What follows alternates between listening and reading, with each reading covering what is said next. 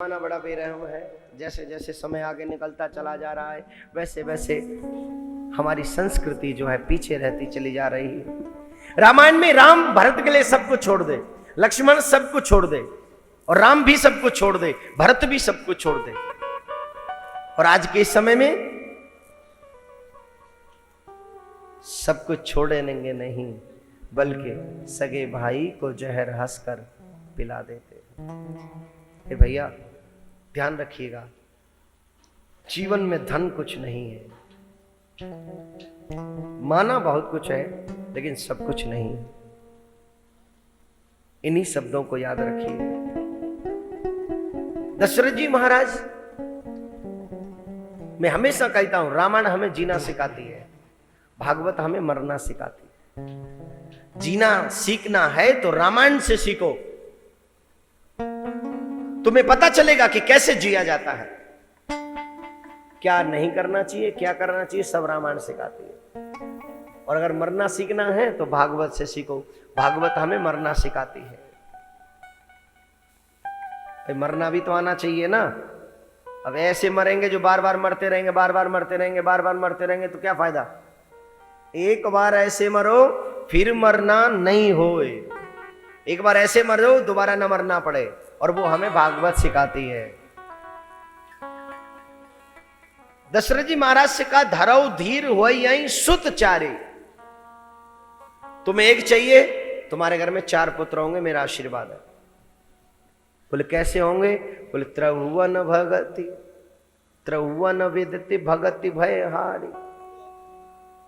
सिर्फ तुम्हारा ही दुख दूर नहीं करेंगे, त्रिलोकी का भय दूर कर देंगे। ऐसे भगवान तुम्हारे अवतार लेके आए। धीरे धीरे करके वो यज्ञ हुआ, पुत्रष्टि यज्ञ हुआ। पुत्रष्टि यज्ञ में जो है श्रृंगी ऋषि आए, अग्निदेव ने प्रसाद दिया, उस प्रसाद को ग्रहण किया। और जब उस प्रसाद को ग्रहण किया रानियों ने, तो 3 रानियों के 4 पुत्र हुए।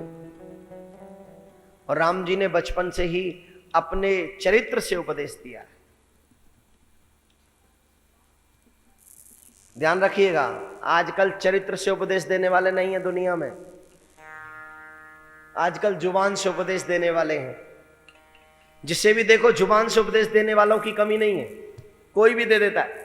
ऐसा नहीं करना चाहिए, ऐसा करो। और जब उनसे पूछो तो पर उपदेश कुशल होते, दूसरों को उपदेश देने में बहुत लोग कुशल हैं, लेकिन जे आचरण ते नर न घने रे, जो खुद उसका आचरण करें वो लोग ज्यादा नहीं है, बहुत कम लोग हैं। राम जी ने चरित्र का उपदेश दिया, चरित्रोपदेश। कृष्ण जी ने तो फिर भी जो है, अब कन्हैया की बात तो बाद में करेंगे, ये तो है सोए भैया एन कैन प्रकारेण अपनो काम होना चाहिए। बोलो राधे राधे राधे राधे। ऐसो कन्हैया हमारो। लेकिन राम जी ने मर्यादा में रहकर ही, मर्यादा पुरुषोत्तम है और कृष्ण लीला पुरुषोत्तम है।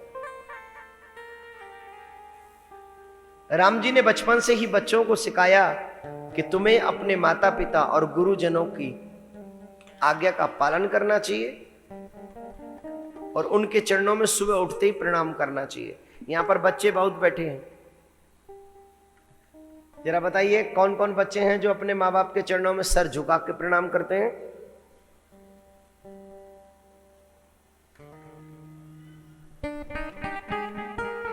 Good morning dad. क्या बोलेंगे बच्चे? Good morning dad. अरे मुझे तो बड़ी अच्छी एक बात लगती है, सुबह सुबह उठे आंखें मलते चले आ रहे हैं, सामने से माता जी आ गई। कौन आ गई? अब माता जी तो नहीं रही, अब माता जी क्या हो गई?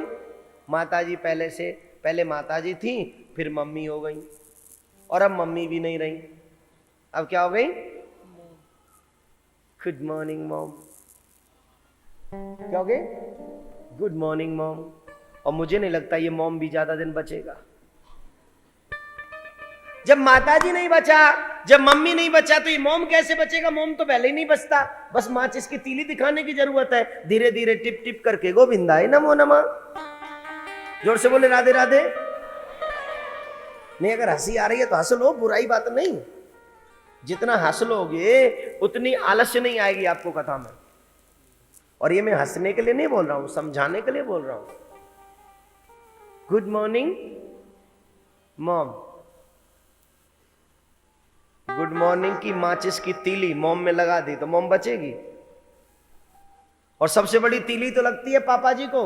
पापा, पाप से बड़ा पापा, पाप पीछे उस पे आ की मात्रा नहीं, डंडा नहीं आ का, पाप। और ये कौन है? पा पा, पाप से भी बड़ा है पापा। और अब वो पापा पापा नहीं रहा, पापा क्या हो गए? Good morning dad. बोले कैसे? बोले good morning dad. Siyapati Ramchandra, good morning dad. कितनी मॉर्निंग? कौन सी गुड, कौन सी मॉर्निंग? बोले डैड कल मॉर्निंग न करनी पड़े। बोलो राधे राधे। हाय हेलो छोड़िए और राधे राधे बोलिए। क्या रखा है? पाश्चात्य संस्कृति में कुछ नहीं है। अरे देखो हमारे यहाँ हमारी संस्कृति है, छोटे प्रणाम करते हैं बच्चे और बड़े जो है आशीर्वाद देते, प्रसन्न रहो, ये सुबह तुम्हारे लिए बहुत अच्छा हो, ये तुम्हारा दिन बहुत अच्छा हो। और वहां छोटे आशीर्वाद देते हैं, गुड मॉर्निंग डैड, मैं तुम्हें आशीर्वाद देता हूं, ये तुम्हारी सुबह बहुत अच्छी हो। बाबा पाश्चात्य संस्कृति में कुछ नहीं रखा। ये रोज अगर ऐसे ही डैड डैड करता रहा तो एक दिन इसके मुंह से सत्य निकल गया तो गड़बड़ हो जाएगी। इसलिए इसे भूल जाओ और अपने संस्कृति को अपनाओ। राम जी ने वही किया। प्रातः काल उठ के रघुनाथा, मात पिता गुरु नावई मात। माता पिता के चरणों में सर झुका के, बोले क्या होता है? बोले जो बच्चे माँ बाप के चरणों में सर झुकाकर प्रणाम करते हैं, एक बात ध्यान से सुनिएगा, उनको बहुत कुछ मिलता है। बोले क्या मिलता है? अभिवादन शीलस्य नित्यं वृद्धोपि सेवनम चत्वारतस्य वर्धन्ते आयु विद्या यशो बलम। जो बड़ों का आदर करते हैं उन्हें चार बातें मिलती हैं, आयु, विद्या, यश और बल। और जब बड़ों का आदर करने से मिलती हैं तो बड़ों का आदर करना ही चाहिए, करना ही चाहिए, करना ही चाहिए। बोलो राधे राधे। राधे राधे। और जो बच्चे माँ बाप के आज्ञा का पालन करते हैं वो कभी पीछे मुड़कर नहीं देखते, वो बहुत आगे निकल जाते हैं दुनिया में। और ऐसा कोई भी बच्चा नहीं है जो बहुत आगे नहीं निकलना चाहता हो। इसलिए आगे निकलना है तो पहले जो उन्नति का रास्ता है वो माँ बाप के आशीर्वाद के ऊपर डिपेंड है। गुरु जी के यहाँ राम जी पढ़ने गए, अल्प समय में विद्या को प्राप्त कर लिया। उसके बाद में विश्वामित्र महामुनि ज्ञानी, बसहि विपिन शुभ आश्रम जानी। विश्वामित्र जो विश्व का मित्र है वो विश्वामित्र है। बोले विश्व का मित्र कौन? बोले विश्व का मित्र सदविचार, विश्व का मित्र सदविचारों का नाम विश्वामित्र है, वही विश्व का मित्र है। सदविचार विश्व शांति मिशन से शामिल होता है। विश्व शांति मिशन में सदविचार हैं कि संसार में सर्वत्र जगह शांति शांति हो, शांति ही शांति हो। बोले विपिन शुभ आश्रम जानी, कहां रहते हैं विश्वामित्र? बोले सदविचार रूपी विश्वामित्र शरीर रूपी बक्सर वन में, दिमाग रूपी वन में निवास करते हैं। बसहि विपिन शुभ आश्रम जानी। जो सदविचार हैं वो हमारे मस्तिष्क में विराजमान रहते हैं और वो सदविचार हमेशा संसार का भला सोचते रहते हैं, दुनिया का भला सोचते रहते हैं, संसार का भला हो, संसार का कल्याण हो। तो विश्वामित्र जी ने सोचा कि मुझे 100 यज्ञ पूरा करने हैं, 99 पूरे हो गए, लेकिन एक बचा हुआ है। और एक को पूरा करने के लिए जब भी वो यज्ञ करने बैठते हैं तो मारीच और सुभायु आकर उसमें कष्ट पहुंचा देते हैं। सदविचार रूपी जब विश्वामित्र यज्ञ करने बैठते हैं तो माया रूपी मारीच, अज्ञान रूपी मारीच और स्वभाव लोभ रूपी स्वभाव उस सद्विचार रूपी यज्ञ में विघ्न डाल देता है। अब यहां पर एक प्रश्न उठता है, विश्वामित्र जी सोच रहे हैं कि मैं 2 पुत्रों को लेकर आता हूं, राम और लक्ष्मण को। तो एक व्यक्ति ने प्रश्न किया, लक्ष्मण को क्यों, शत्रुघ्न को क्यों नहीं? बोले शत्रुघ्न को क्यों? बोले जाके सुमिरन ते रिपुनासा, जिसके स्मरण मात्र से शत्रु समाप्त हो जाए, ऐसे शत्रुघ्न को क्यों नहीं लाते? लक्ष्मण को लाने की क्या जरूरत है? बोले नहीं, लक्ष्मण ही चाहिए। उसके पीछे एक विशेष रीजन है, एक विशेष कारण है, और इस विशेष कारण पर आप सभी ध्यान दीजिएगा। लक्ष्मण ही क्यों, शत्रुघ्न या भरत क्यों नहीं? माया रूपी मारीच, माया का वध कब होता है? माया का वध कब होता है? जब ईश्वर की भक्ति या ईश्वर हमारे हृदय में जागृत हो जाए, तब माया का वध होता है। तो ईश्वर साक्षात श्री राम है। मारीच का वध करने के लिए राम की आवश्यकता है। मारीच रूपी अज्ञान, अगर मारीच रूपी अज्ञान का वध करना है तो राम रूपी ज्ञान का होना आवश्यक है। राम आएंगे तो अज्ञान समाप्त हो जाएगा। और दूसरा स्वभाव लोभ, सुगढ़ बाहु, लोभ रूपी जो स्वभाव है उसका वध कौन करेगा? बोले लक्ष्मण। बोले लक्ष्मण कैसे?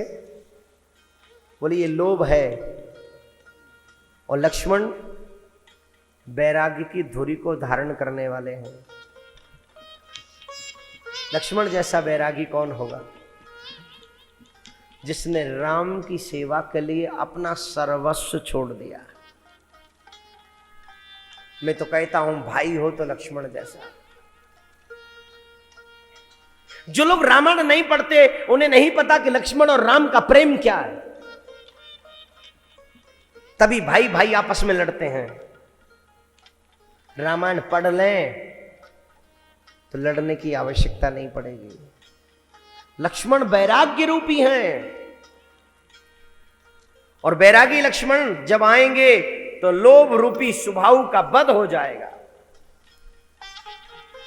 अज्ञान रूपी मारीच को मारने के लिए ज्ञान रूपी राम की आवश्यकता है, और लोभ रूपी मारीच को मारने के लिए वैराग्य रूपी लक्ष्मण की आवश्यकता है। और एक और बात,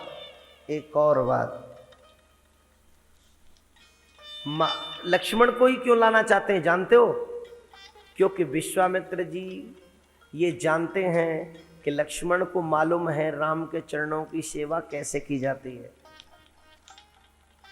और मुझे राम की सेवा करना आता नहीं है। भजन करने में, तप करने में एक अलग विषय है, और सेवा करना अलग विषय। सबते सेवक धर्म कठोरा।